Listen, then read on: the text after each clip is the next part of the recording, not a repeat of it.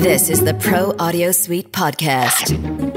Quick bites. Thanks, Larissa. Thanks to Rode Microphones, and thanks to Harlan Hogan's VoiceOver Essentials, the home of the Portabooth Pro. This time, we're talking about a new thing that Robbo just bought from Izotope. What'd you buy? I bought Izotope Ozone, which is their mastering bundle. Well, it's not even a bundle. It's basically a mastering plugin. It's all in one. A bit like Nectar and not quite as much like Neutrino, but along those sort of lines. I played with the demo for the 30 days and sort of had some results that I kind of liked. And I don't think I'll always use it, but I do like the fact that it's sort of quick and easy if you want to do something in a bit of a rush. And I don't want to say it doesn't matter so much, but you know, if you're in a bit of a in a bit of a rush, the mastering assistant in it is actually quite intuitive and can give a nice result. So is this kind of like a super AI version of the classic like maximizer? It is. You know, you can set parameters and it'll just give you back what you're looking for kind of thing? So there's two ways to use it. You open up the Ozone plugin. It's kind of like a stack, George, except it's very much So you've got a few different compressors. You've got multi-band compressors. You've got vintage compressors. You've got a whole bunch of stuff that you can choose from, put in any order you want, and manipulate really intuitively. But the other thing that I like, because I do have days where I'm really pressed, and mastering can take some time. It has this thing called Mastering Assistant. So you basically, in Pro Tools, you play it what you're trying to master, and you put it into Mastering Assistant mode, and it listens to what you're doing, and you say, I want it to be hard, medium, or soft in terms of the amount of processing you put on there. I'm using it online. I'm using it blah, blah, blah. You select all those parameters. You play the audio. It listens to it, and it suggests.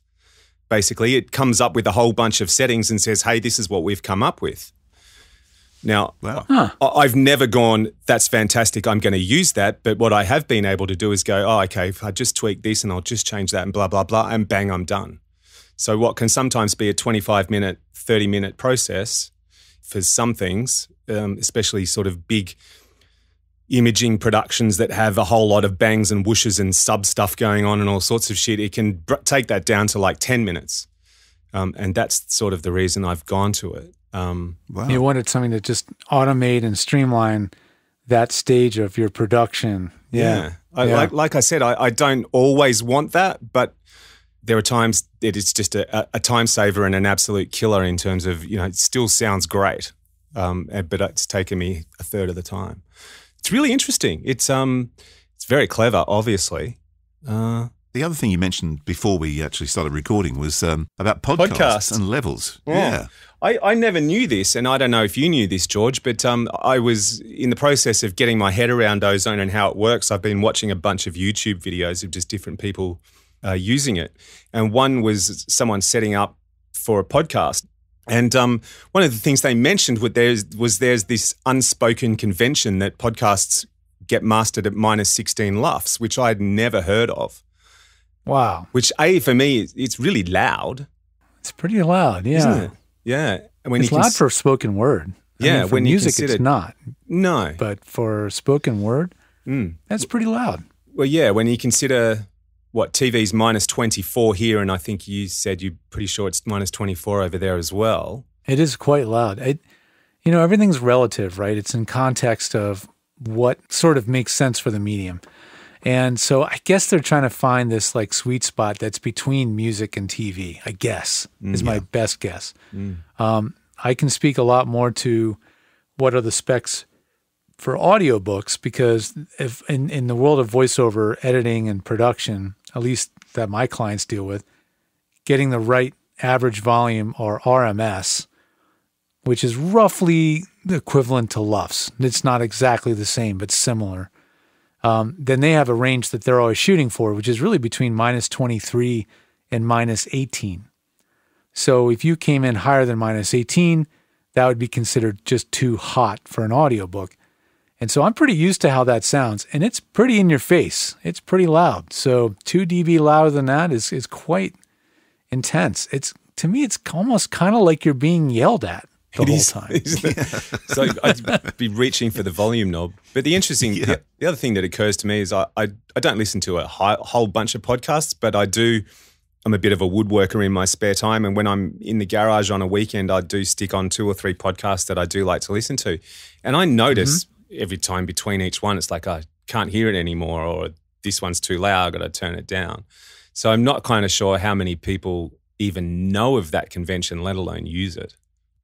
Yeah. I mean, it's not broadcast. It's not regulated. It's not, we have the FCC here, and you guys have other things there. What's the governing rules?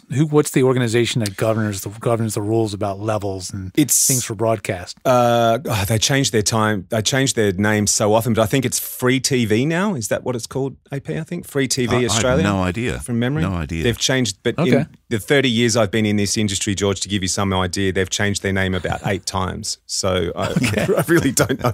Pretty sure the current incarnation, though, is Free TV Australia, yeah.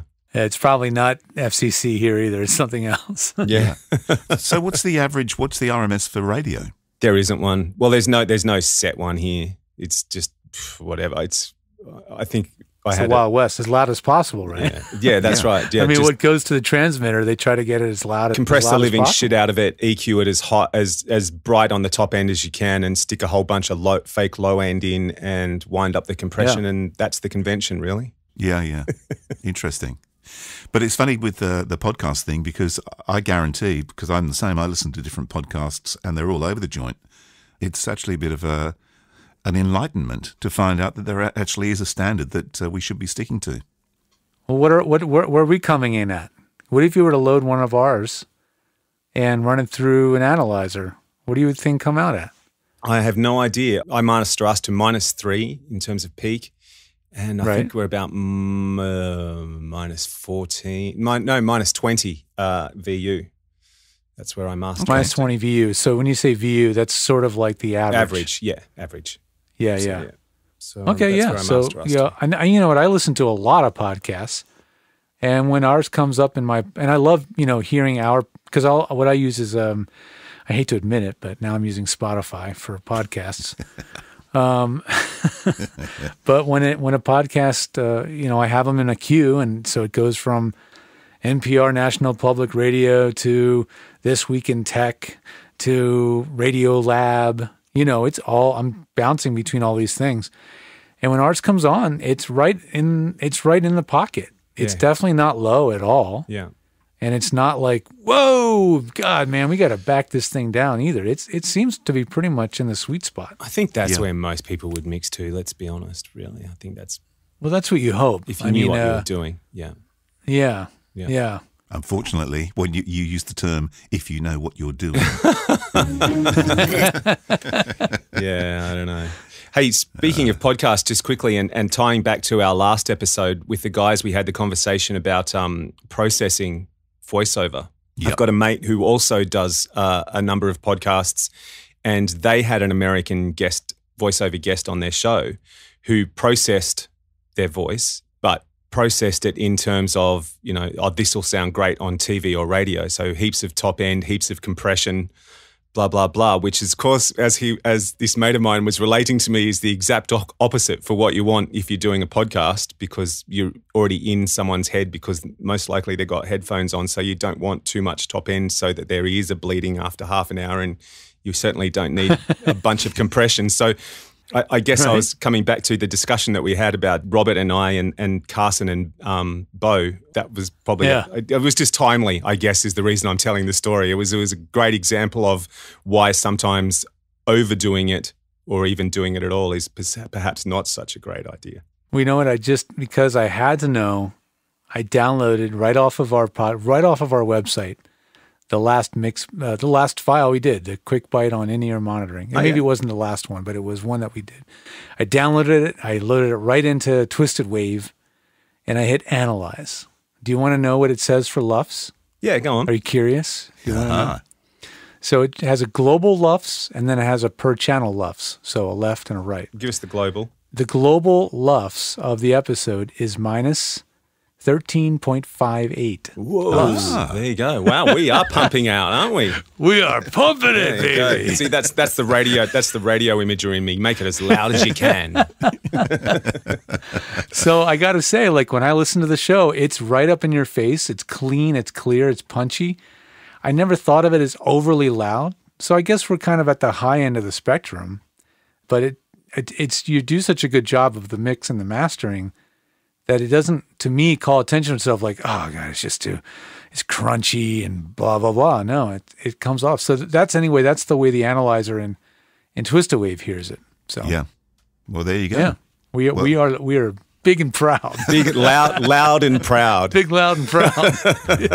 We're chuffed with our LUFFS. Yeah, oh, look, there you go. They're all coming out. I'm not now. saying to change a thing because I like the way it sounds. No, I won't be changing it. I like the way we sound. Me too. And on that note, Bye-bye. let's get out of here. This show was mixed by Voodoo Sound. Edit by Andrew Peters, using Source Connect Now and Rode microphones, with technical support from George the Tech Whittam. Don't forget to subscribe and like us.